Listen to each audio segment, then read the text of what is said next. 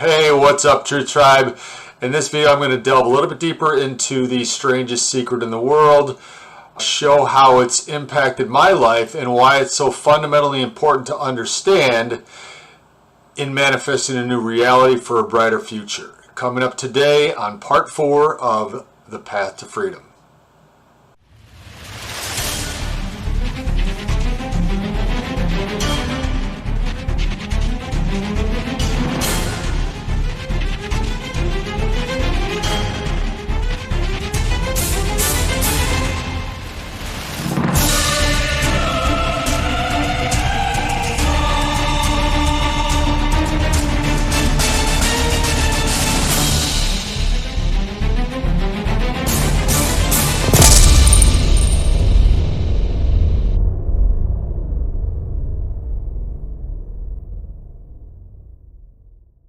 In part 3, we got into the strangest secret of the world, which is we become what we think about. It's really important to understand this in moving forward in trying to manifest a new reality and a breakaway civilization that can make our current reality obsolete by understanding that it's our thoughts that create our reality. The criminal class that controls the world understand this deeply, and so they've created a system that programs our thoughts through their propaganda, through their TV programming, through the education system, through everything they do. They try to program, and they successfully do in the majority of the population, the public, to stay in the reality where we can be controlled.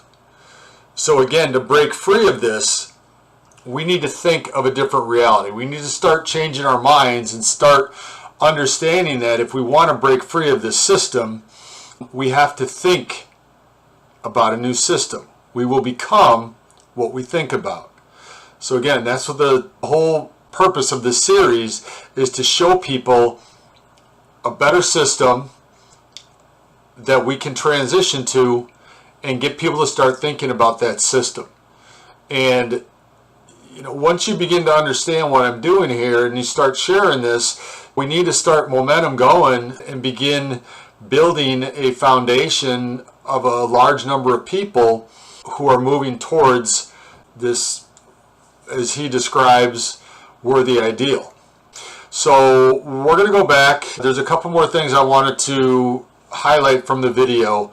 And in this first clip, he basically goes over and shows that this is something that's been known for eons, all through history.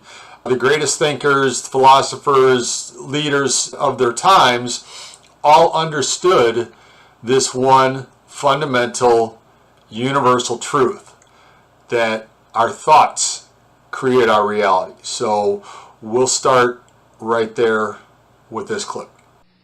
Throughout all history, the great wise men and teachers, philosophers and prophets have disagreed with one another on many different things. It's only on this one point that they are in complete and unanimous agreement. Listen to what Marcus Aurelius, the great Roman emperor, said. A man's life is what his thoughts make of it. Disraeli said this: everything comes if a man will only wait. I've brought myself by long meditation to the conviction that a human being with a settled purpose must accomplish it, and that nothing can resist a will that will stake even existence for its fulfillment. Ralph Waldo Emerson said this: a man is what he thinks about all day long. William James said, the greatest discovery of my generation is that human beings can alter their lives by altering their attitudes of mind. And he also said, we need only in cold blood act as if the thing in question were real, and it will become infallibly real by growing into such a connection with our life that it will become real. It will become so knit with habit and emotion that our interest in it will be those which characterize belief. And he also said, if you only care enough for a result, you will almost certainly attain it. If you wish to be rich, you will be rich. If you wish to be learned, you will be learned. If you wish to be good, you will be good. Only you must then really wish these things, and wish them exclusively, and not wish at the same time 100 other incompatible things just as strongly. Okay, I want to pause it there real quick because that's a crucially important point to understand. We have to focus And that's a key word, is focus. We have to focus on what we want and where we want to go. If we distract our attention with all the white noise out there and, well, maybe the political solution is okay. No, the political solution is dead.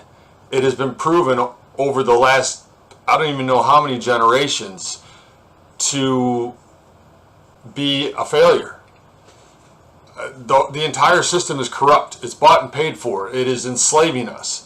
So we need to focus our attention on a replacement system that will make this current one obsolete. That's the only solution. So again, we have to focus on our end goal, where we want to go. How do we see society running where we're actually free and no one can oppress us anymore? So I just wanted to make that point, and we'll continue on with this audio. In the Bible, you read in Mark 9:23, "If thou canst believe, all things are possible to him that believeth." My old friend Dr. Norman Vincent Peale put it this way: "This is one of the greatest laws in the universe.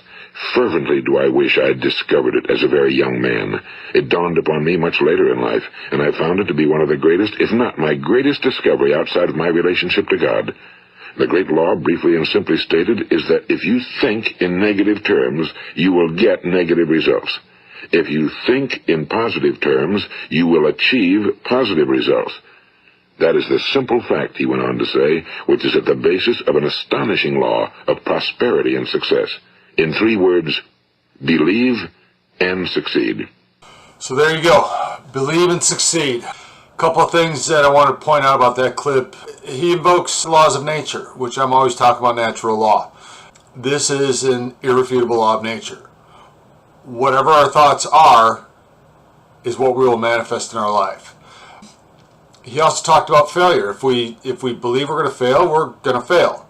And so everybody out there today who is a defeatist or talking about the world that they're leading us to, okay, the Great Reset, the Fourth Industrial Revolution, this new society, by talking about it incessantly, you're essentially manifesting, you're already making it real in our future by constantly talking about it. Yeah, it's a good thing to warn people that this is where we're going or this is where they want to take us, but we have to, I guess, split our time or spend more time on focusing on, well, what is the solution? This is where they want to take us, but where do we really want to go as humanity? Where can we go to be free? And that's why, again, I'm making this video series, is because we need to begin to understand that our energy and our thoughts and where we're directing that is what we're going to manifest. So I'm going to finish up with a couple more clips here, and then I'm going to come back and talk about how I've applied this in my life and how it actually does work, how I've become the primary thoughts throughout my life. So we'll continue here.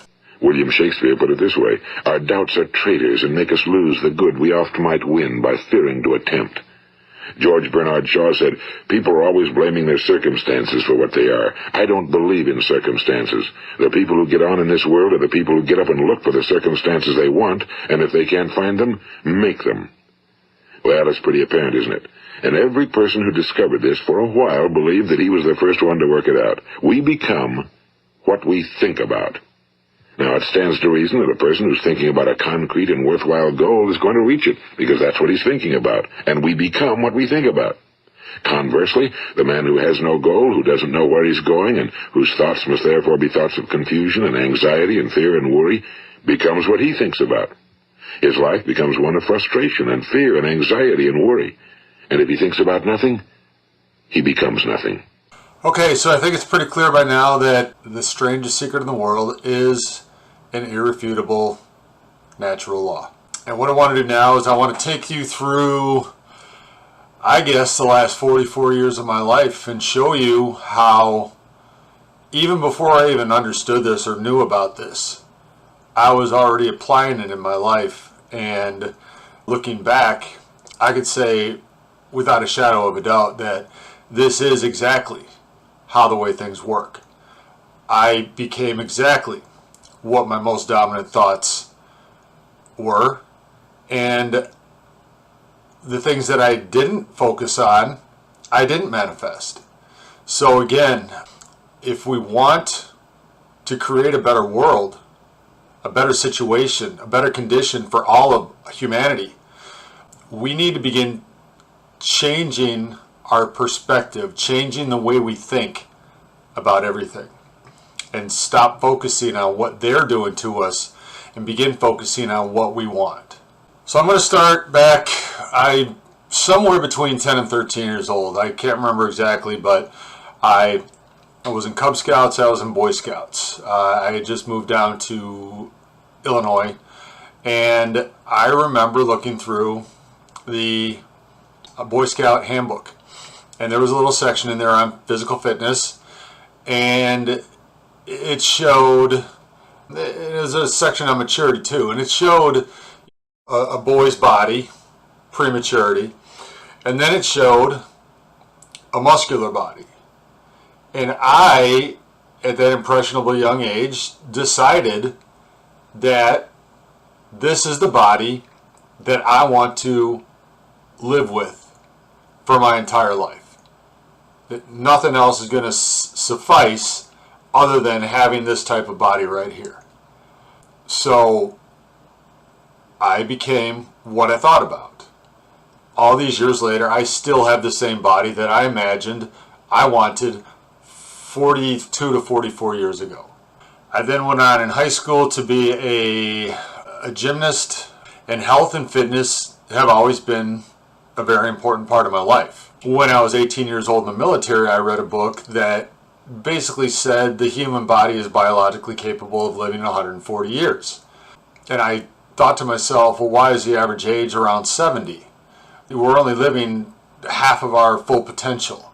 You know, what's wrong? And so that kind of sparked me into getting on this whole quest for knowledge about anti-aging and pro-youthing and slowing the aging process to a crawl, because I wanted to extend my life. At that point, I said I wanted to live another 100 years, so to 118, 120. I've upped my goal now to 132 because I want to be around in 2100 at the turn of the century and see how everything worked out. So that's my goal. But because that was my goal, and because that's always been my thought, I have aged much slower than most people my age. I mean, when I first meet people and I talk to them, and they get to know me or whatever, and if it's at the gym or wherever it may be, if it ever comes up, well, how old are you, or what's your age, and I tell them I'm 54 years old, their jaws hit the ground. They're literally like, holy shit, I would have thought you were in your mid-30s. So, again, I've become what I thought about. I wanted to slow my aging process, and that thought alone changed the entire trajectory of my life and what I focused on and what I brought into my reality. The reality I created was based on those thoughts. So just to show you, I guess to prove this point, I'm going to take you through some pictures of me over the past 3 decades. This first one here is from when I was 22 years old in the military. So we're talking, 12 years on from, 10 to 12 years on from that original thought of this is the body I wanted to live with. And that predominant thought stuck with me until I got out of college. And when I got out of college at 26 years old, and I started focusing on work and building a career and some other things, what I found was that health and fitness was also, I guess it was still important to me, but it got put to the back of my mind. And my focus became money and building career and other things. So by the time I was 31, this is what I looked like. Now clearly, I had manifested a completely different reality from what I had originally intended. And so shortly after this picture was taken, I realized how miserable my life was, and that this is not what I wanted in life, and that something needed to change. I didn't want to live my life being unhealthy and bloated and binge drinking every weekend and eating unhealthy foods. I realized I needed a change, and I needed to change my focus, change my thoughts. So I think I subconsciously got myself fired from my job because I was miserable in that reality. It didn't fuel my fire at all. I felt like I was a hamster on a wheel, just going through life, going through the motions, and it wasn't my passion. It wasn't what I wanted to be doing in life. So after I left the corporate world, I floundered for about 1.5 years until I found something that was able to give me the life that I had always dreamed about, which again, bringing us back to we become what we think about, the strangest secret. When I was in college, my dream was to be able to live a life where I answered to nobody, where I went to bed when I wanted, I got up when I wanted, and I did whatever I wanted to every single day. And that's the life I've been living for the last 22 years. I manifested that life because that was the dominant thought. When I left the corporate world, I said never again. I will never go back to that. It was literally killing my soul. So I found a career in the entertainment industry that allowed me to own my life 100%. And it has served me well. Again, there's another instance, or I guess proof, that the power of intention and the power of your thoughts are what you're going to manifest in your life. You may not even know what the path is, but because you want to get there, when the opportunity arises, you're ready for it. One thing that was never important to me, and I still remember this vividly over the years, thinking that as far as wealth and money was concerned, all I ever wanted was just to be comfortable and to be able to eat healthy food and be comfortable and have my bills paid. Building wealth and chasing that golden ring was never my thing. And so I never built wealth. Instead, when I woke up in 2007 and realized that all of my suspicions about the monetary system and the financial world in college at 22 years old or 25 years old were verified, once I learned about the Federal Reserve and the income tax and the whole scam by watching Freedom to Fascism, Aaron Russo's film, what drove me from that point forward was the acquisition of knowledge. Again, I didn't care about acquiring material wealth. I cared about learning what I needed to know to stop what I suddenly saw coming. And I'm 14 years later now, and 40,000 hours of research, I have acquired that knowledge. I've probably got more knowledge about how the world really works than 97% of the population. So I am infinitely qualified to be doing what I'm doing here and showing people how the system works and how it's never going to let us be free, and how the only way to escape this system is to create a new one and show enough people that there's a better way to do things and get everyone to transition over to a new system, a new reality. And again, so this whole series is all about that. It's about helping people realize that the power is inherent within each and every one of us. Our thoughts create our reality, and by changing our thoughts, we can change our reality. We can fix all the messes in the world, and we can do so rather quickly once people start understanding that this doesn't have to drag out. This doesn't have to take generations to happen. We don't have to go through the Great Reset or the Fourth Industrial Revolution. We can create a completely different reality that makes that fully obsolete, that it can never even come to fruition. That's their greatest fear, is that people figure this out. My message to you is that we need the numbers, and we can do it. Because as I've shown, for the last 42 to 44 years of my life, my most prominent thoughts have become my life, my reality. And it can be applied to every single human being on this planet, and it can be applied to the collective of humanity. It can be applied to the cooperative of everyone moving towards a better direction. If we all started thinking and moving towards that direction, the Great Reset, the New World Order, is dead on arrival. It will never happen.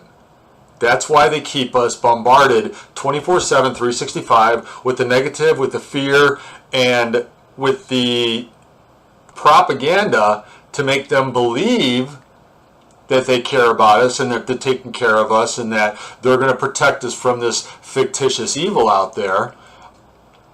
It's all a lie. It's all a lie. And people, so many people have been fooled. Billions of people have been fooled into believing this lie. Many aren't going to make it. And we need to unite the people who are aware, who will never submit, who will never comply, and we need to unite and create a new system. And we need to transition over to this system and leave the one we're on. Once we get enough people, there's nothing they can do.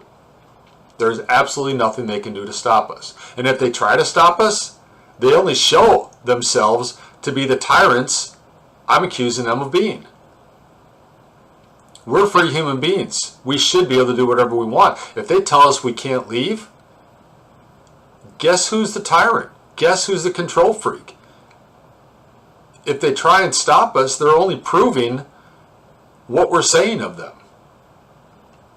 There is nothing to fear out there except for fear itself. So just real quick here, what I want to do is pick up from that picture of when I was 31 years old. And in over the next 18 months, when I got myself fired, I focused on getting myself back into shape and getting my life back on track. By the time I was 32, this is what I looked like. I started modeling, and then over the next 10 years, this is what I looked like at 42, and this is what I looked like at 52, and it's what I still look like today at 54. So again, once I refocused my intentions, I remanifested that life that I wanted and that body that I always wanted. You know, I had completely lost it by the time I was 31 years old, and I wasn't happy because I wasn't living the life that I wanted to live. And I know billions of people out there right now are not living the lives that they want to live, and it's because of the system that we live in. If we had a different system that allowed you to be you, that allowed you to achieve your full potential in life, God, this world would be a beautiful place. But we're not there right now. And if we ever want to get there, if we ever want to create that, we need to begin right now, today, thinking about that world. And this entire series is about painting that picture. What would it look like? How would it run? How would it operate? How would I guarantee that I'm a sovereign? How would I guarantee that nobody ever imposes their will on me?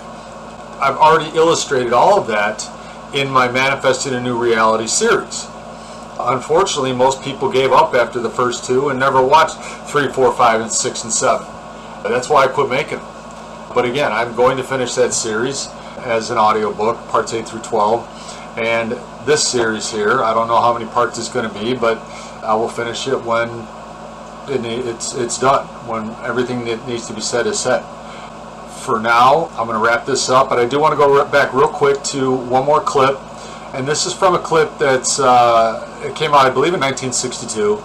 It's an actual video of Earl Nightingale, and I'm calling it The Strangest Secret Revisited because he talks about the impact it's had on millions of lives in the past 6 years since it had been released. But there's one more thing I wanted to highlight here, so we'll go to that clip right now. But never lose our own individuality and our identity by permitting ourselves to become submerged in what has historically proved itself to be little more than a suffocating sea of indirection and purposelessness. If we want to emulate someone, fine, but let's be choosy in whose steps we follow. It's the only life we've got. And remember to think. Imagination is everything, and we can become what we can imagine. Okay, so 3 things there. Number 1, don't lose yourself in the crowd. The crowd has always been wrong. The majority has always been wrong. Find your individuality. Be careful who you follow. I see so many people out there sharing information, links, videos, whatever, from people that are just keeping you on the reservation. They may have good rhetoric and they may align with your values, but if they're not taking you to a world that's going to guarantee you complete free will, complete sovereignty and autonomy, and a world of no coercion and force, you're wasting your time following these people. Start following people that are building a better world. And there are a lot of people out there. I'm going to put a page on my website, The Freedom Project, with trusted sources that I've been following for years that always have a good message. But if it's Fox or OANN or Newsmax or CNN, any mainstream or even alternative media out there, no one is talking about ending this system of oppression. They're all giving you their flavor, left, right, center, whatever, but it's still keeping us on the reservation. Okay? And it's the reservation that's oppressing us. It's the reservation, it's the system, and all the people that are in it that are enslaving all of humanity. So be careful who you follow, and again, think. Start imagining a better world. And again, go back to manifesting into reality. Watch all 7 parts. See what I'm proposing and how we guarantee our own sovereignty. Once we get enough people to transition to the system, we just do it. There's nothing they can do to stop us. That's the goal. Complete freedom is the goal. And until we're on that path, we're just playing mental gymnastics. We're not getting anywhere. We're, like I said in the first video, we're a car stuck in the sand. And the more we spin our wheels, the deeper we go. We're not going anywhere. So please share this information. Like, comment. I really need comments. I really need some feedback. I'm not getting any feedback at all. What do you think about what I'm trying to do here? Let me know, please. And I'm going to keep on doing this until people start getting it. I mean, we have no other option. Nobody in this system is going to free you. Nobody's going to give you a pass. Nobody's going to let you out of your cage. We're enslaved by our own minds. We become what we think about. And as long as we think about this system and trying to fix it, we're never going to get out of this system. We have to think of a completely different reality, a completely different paradigm. And if we get enough people doing that, we will create it. And we will make this world something we will be proud to give to our children and live out the rest of our lives. Again, this can be done very quickly. Look at what they did in 18 months. We could fix it in less time with one good idea. So that's my message for today.